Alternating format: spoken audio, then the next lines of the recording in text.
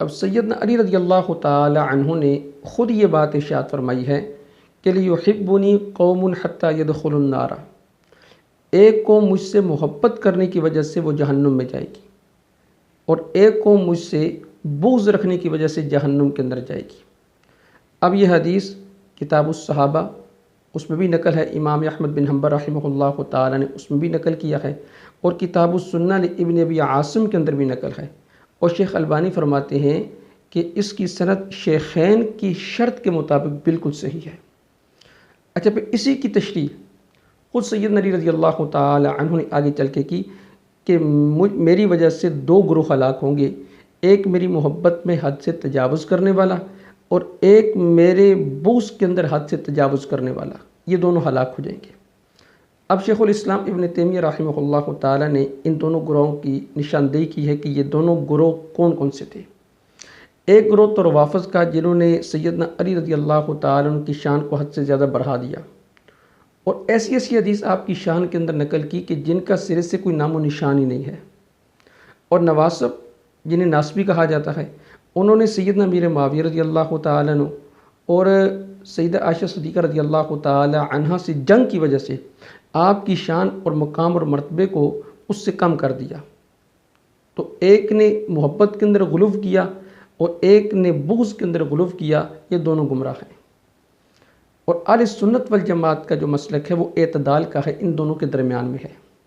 مستدرک حاکم کے اندر ایک حدیث اور بالکل صحیح ہے، امام حاکم رحمہ اللہ تعالی فرماتے ہیں کہ یہ حدیث یہ امام مسلم رحمہ اللہ تعالی کی شرط کے مطابق بالکل صحیح ہے کہ اگر کوئی شخص وہ حجر اسود اور مقام ابراہیم کے درمیان کھڑے ہو کر نماز پڑھتا ہے، روزہ بھی رکھتا ہے، لیکن مرتے وقت اس کے دل کے اندر آل بیت کا بغض ہے، تو فرمایا وہ جہنم کے اندر جائے گا۔ حدیث کے الفاظ ہیں کہ لقی اللہ، وہ اللہ سے ملا کہ وَهُوَ مُبْغِضٌ لِأَهْلِ الْبَيْتِ مُحَمَّدٍ، کہ اس کے دل کے اندر آل بیت کا بغض تھا، تو دخل النار، وہ جہنم میں داخل ہوگا۔ اتنی سخت وعید آل بیت سے بغض کے بارے میں۔ تو اہل سنت والجماعت نے آل بیت کو اپنے مقام پر رکھا اور صحابہ کو اپنے مقام پر رکھا اور اعتدال کا راستہ اختیار کیا۔ اب بعض لوگ حد سے تجاوز کر جاتے ہیں، اب وہ بغض کی بات تو کرتے ہیں لیکن محبت کی بات نہیں کرتے۔ یہ تو بتاتے کہ بغض کی وجہ سے ایک قوم جہنم کے اندر جائے گی، لیکن یہ نہیں بتاتے کہ محبت کرنے کی وجہ سے بھی ایک قوم جہنم کے اندر جائے گی۔ اب مثال کے طور پہ یہ جو نام نہاد سکالر ہیں، یہ جناب مرزا صاحب کو ہی لے لیں، انہوں نے ایک حدیث پیش کی کہ نبی اکرم صلی اللہ علیہ وسلم نے سیدنا علی رضی اللہ تعالی عنہ سے کہا کہ علی، تیرے اور عائشہ کے درمیان ایک معاملہ ہو جائے گا۔ تو سیدنا علی رضی اللہ تعالی عنہ نے فرمایا کہ یا رسول اللہ، پھر تو میں ظالم ہوں گا۔ اب یہاں پر بات ختم ہے، پھر آگے آپ نے کچھ اور الفاظ ارشاد فرمائے۔ اب مرزا صاحب یہاں پر کہتے ہیں کہ آپ نے کہا نہیں، تو ظالم نہیں ہوگا بلکہ وہ ظالم ہوگی۔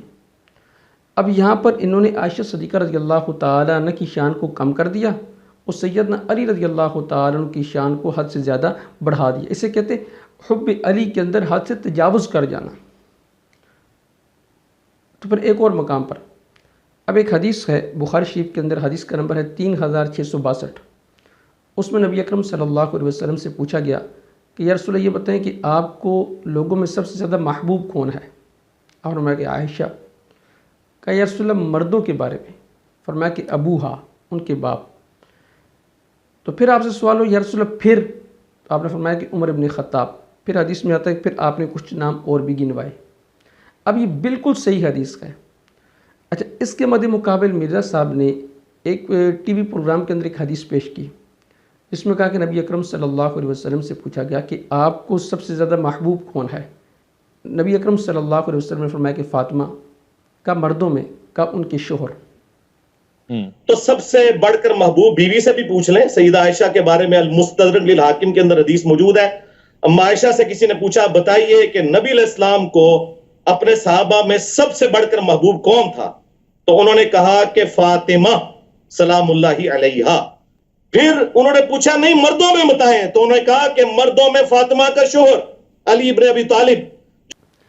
اب یہ حدیث مرزا صاحب نے کہاں سے لی، کون سی ویب سائٹ سے لی؟ یہ اہل تشیع کی ایک ویب سائٹ ہے، اس سے لی گئی، اور حوالہ اس کے اندر مستدرک حاکم کا لکھا ہوا تھا۔ تو مرزا صاحب نے وہ ویب سائٹ کو تو چھپا دیا، تو مستدرک حاکم کا حوالہ دے دی کہ مستدرک حاکم کے اندر اور ترمذی کے اندر یہ حدیث موجود ہے۔ تو ترمذی میں یہ حدیث 3868 پر بھی موجود ہے اور 3874 پر بھی موجود ہے، لیکن ان دونوں حدیثوں کے اندر جو راوی ہیں وہ شیعہ راوی ہیں۔ ایک حدیث کے اندر راوی ہے جعفر بن زیاد الاحمر، یہ بھی شیعہ راوی تھا، اور دوسری حدیث کے اندر راوی ہے کہ ابو الجحاف داؤد بن عوف، تو یہ دونوں شیعہ راوی ہیں اور یہ منکر روایت ہے، ضعیف روایت ہے۔ اب ایک بخاری کی صحیح حدیث کو چھوڑ کر سیدنا علی رضی اللہ تعالیٰ عنہ کی شان اور مقام اور مرتبے کو حد سے زیادہ بڑھانے کے لیے ایک ضعیف روایت کا اگر سہارا لیا جائے گا تو اسے کہا جاتا ہے کہ حب علی میں حد سے زیادہ تجاوز کر جانا۔ تو یہ جو بات بتائی جاتی ہے کہ جی بغض علی، تو بغض علی کے ساتھ حب علی بھی بتایا کریں کہ اس حدیث میں دونوں الفاظ ہیں کہ حب علی کی وجہ سے بھی ایک گروہ جہنم میں جائے گا اور بغض علی کی وجہ سے بھی ایک گروہ جہنم کے اندر جائے گا۔ اور بغض علی کا مطلب تو صاف سب کو پتہ ہے کہ نفرت ہے، اور حب علی کا مطلب کیا ہے کہ ان کے مقام اور مرتبے کو حد سے زیادہ بڑھا دینا